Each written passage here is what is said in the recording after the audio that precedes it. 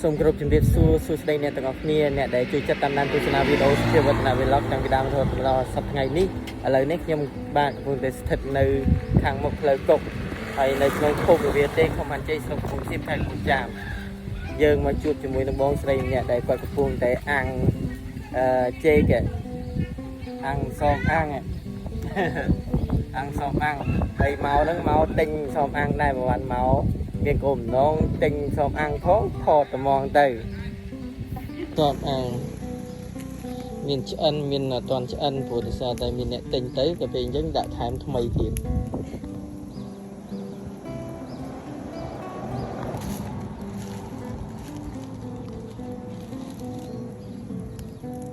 ភ្លេងខ្លោចសវកហ្នឹងមិនមែនខ្លោចទាំងសមណា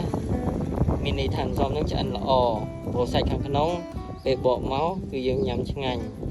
ហើយចាំខ្ញុំប្រាប់ថាសមមិនមើលទៅឃើញឆៅនេះមើលទៅឃើញឆៅធ្វើឡាចេកនៅស្រស់ល្អដោយសារតែឃើញបងស្រីគាត់ទៅដាក់មិញដែរអញ្ចឹងយើងថាឆៅទៅ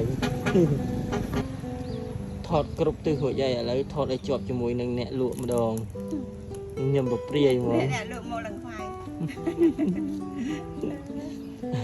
ឥឡូវអ្នកលក់សមអាងកំពុងតែឆក់ឲ្យហើយ3សម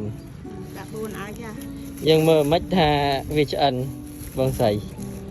មើលមិនបានដឹងថាវាឆ្អិនអាននេះមើលតាមស្លឹកហ្នឹងទៅដឹងហើយមើលតាមស្លឹកនេះទៅដឹងហើយអញ្ចឹងបើអ្នកអត់ចេះមើលគេមើលលើអីបើមិនដឹងថាឆ្អិនអ្នកអត់ចេះមើលមើលតាមហ្នឹងទៅបើអត់ឆ្អិនអានេះបើថាអត់ឆ្អិននេះអានោះឆ្អិនដែរតែឆ្អិនស្ទើរបើអានេះបើបានអត់ឆ្អិនហ្មងនេះវីដេអូសមអាំងមានតែប៉ុណ្្នឹងទេដែលចង់ចែកម្លែកជូនបងប្អូនអ្នកទាំងអស់គ្នាទស្សនាវីដេអូ